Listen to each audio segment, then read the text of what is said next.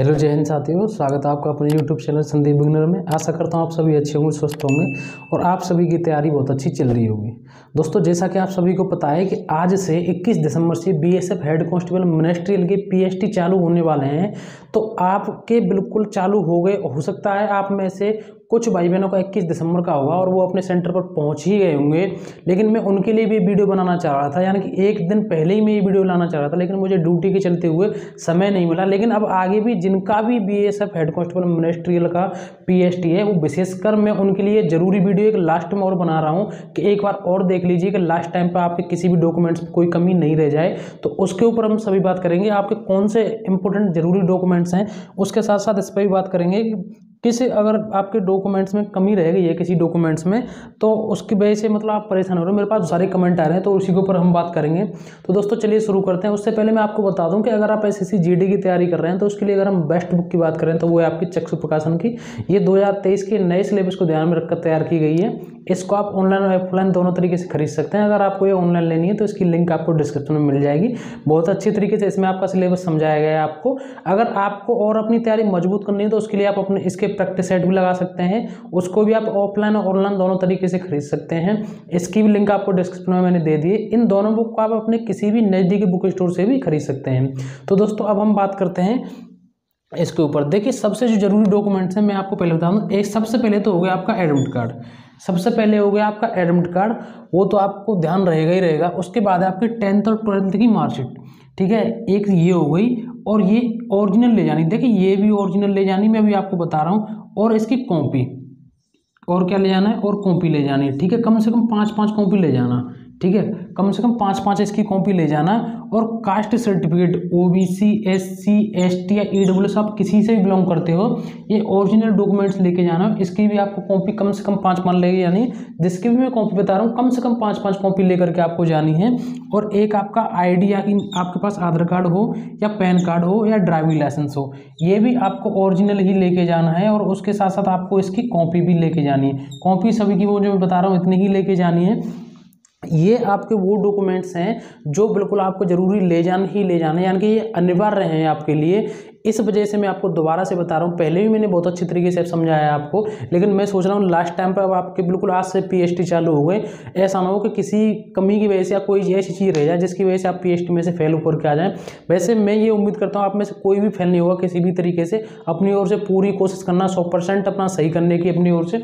तो ये वो जरूरी डॉक्यूमेंट्स हैं। अब बात आती है और आपके ये बचे फोटो मैंने आपको पहले बताया था, कम से कम 10 फोटो लेके जाने हैं आपको, ठीक है। और ये बिल्कुल मतलब रिसेंट वाले होने चाहिए फोटो, महीने 2 महीने पुराने हैं चल जाएगा, ज़्यादा पुराने नहीं होने चाहिए। अगर आपके पास फॉर्म वाला है तो वो भी ले जाना, कोई दिक्कत वाली बात नहीं है।